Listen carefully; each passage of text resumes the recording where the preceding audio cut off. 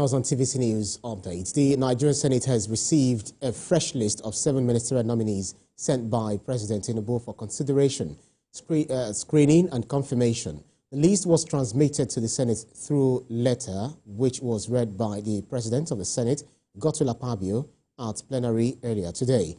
President Tinubu's request has been submitted to the Committee of the Whole for immediate consideration. President Bola Tinubu reshuffled his cabinet on Wednesday, discharging 5 of his 47 ministers and appointing 7 persons as ministers pending Senate confirmation.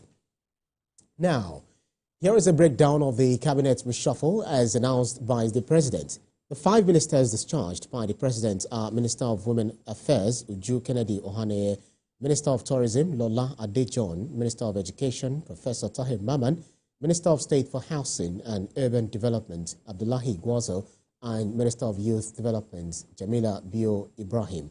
7 fresh names nominated by President Tinubu for ministerial positions, subject to confirmation by the Senate, include Nentawe Yotada, who was nominated as Minister of Humanitarian Affairs and Poverty Reduction, Mohammed Dingyadi as Minister of Labor and Employment.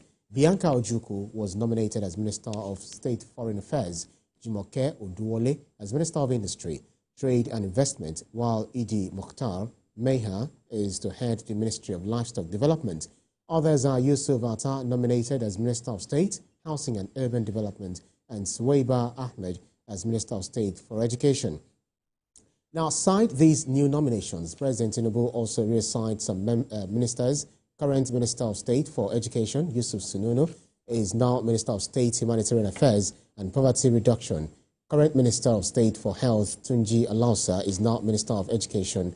Bello Goronyo, who is the current Minister of State for Water Resources and Sanitation, is now Minister of State for Works.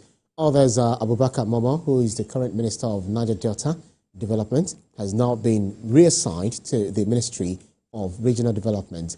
Minister of State for Steel Development, Uba Ahmedu is now Minister of State Regional Development. The current Minister of Industry, Trade and Investment, Doris Uzoka Anete, is now Minister of State for Finance. John Eno is now Minister of State for Trade and Investment. Iman Sulaiman Ibrahim was formerly Minister of State for Police Affairs, and she will now be the Minister of Women Affairs. Ayodele Olawande has been reassigned to the Ministry of Youth Development, and Salako Izihak is now the Minister of State for Health.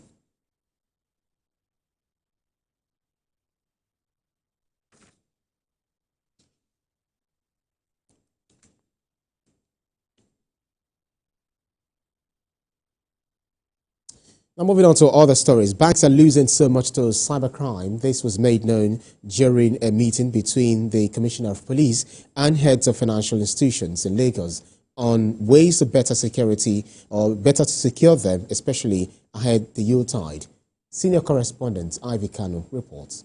This is his first meeting with regional and business managers of commercial banks in Lagos. What are the grey areas that you have noticed? The bankers listed some challenges they face and the support they need. Sometimes we don't have the mobile policemen resume till about 8:30, 8:45. In the course of the day, the mobile policemen actually disappear. Then we're also concerned about why we cannot get mobile policemen deployed from the closest police division.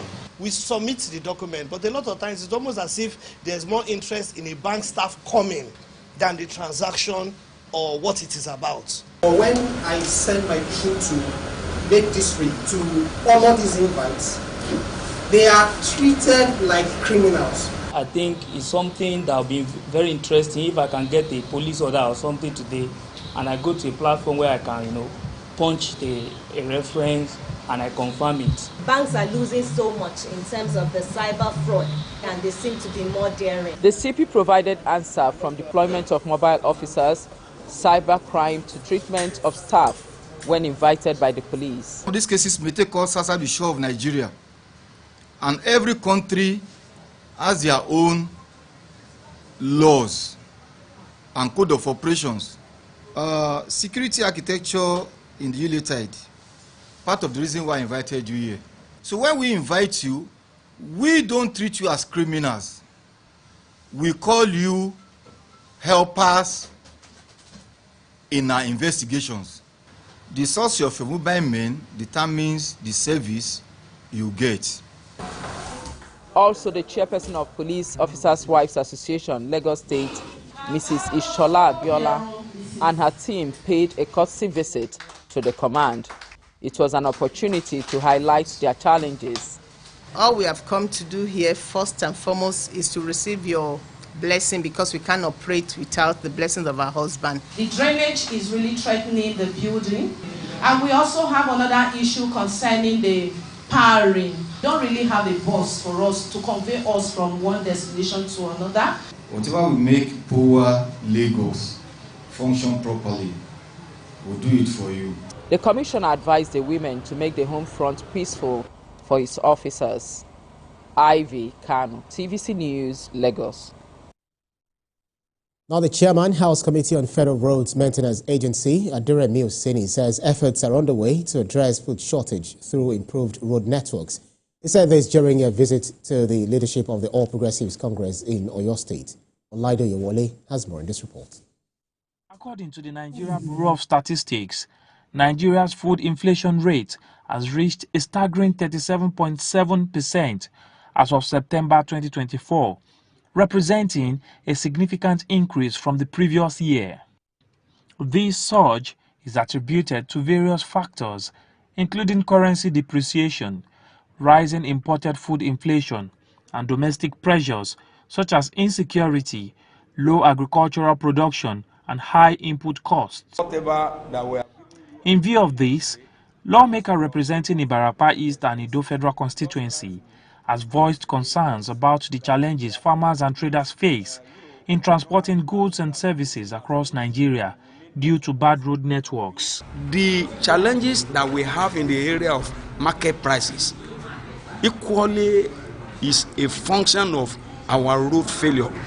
If previous administration, if they've sufficiently addressed all our road issues, road infrastructural issues, we won't be where we are today.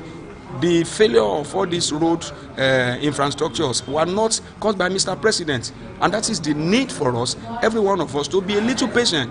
He has declared emergency on fixing our Nigerian roads, and that's basically what all of us as member of the National Assembly are doing, everything within our limits to ensure that we contribute to the success of fixing this challenge. The lawmaker's visit to Ibadan was a courtesy call to the All Progressives Congress leadership in Oyo State, prompted by the recent passing of the party's chairman Isaac Omodewu, and to address issues concerning the unity of the party. A mission to the party to see that unity comes back to the party, and a transparent process is established in the party. The lawmaker's visit to Ibadan underscores the importance of unity and cohesion within the All Progressives Congress in Oyo State. Olaido Yewole, TVC News, Ibadan. And outside Nigeria, Vice President Kamala Harris and Donald Trump have been exchanging insults as the race for the White House enters the home stretch. During a TV event on Wednesday, Ms. Harris says she believes her opponent is a fascist, adding that Mr. Trump wants unchecked power. Donald Trump responded by saying VP Harris has a warped mind and is a threat to democracy. With less than 2 weeks to go until polling day on the 5th of November, polls suggest the race could go down to the wire in battleground states. Elsewhere, the Justice Department has sent a letter to Elon Musk's campaign, the campaign group America PHC, to warn its $1 million giveaway could be illegal. And with that, it's a wrap on TVC News. More updates.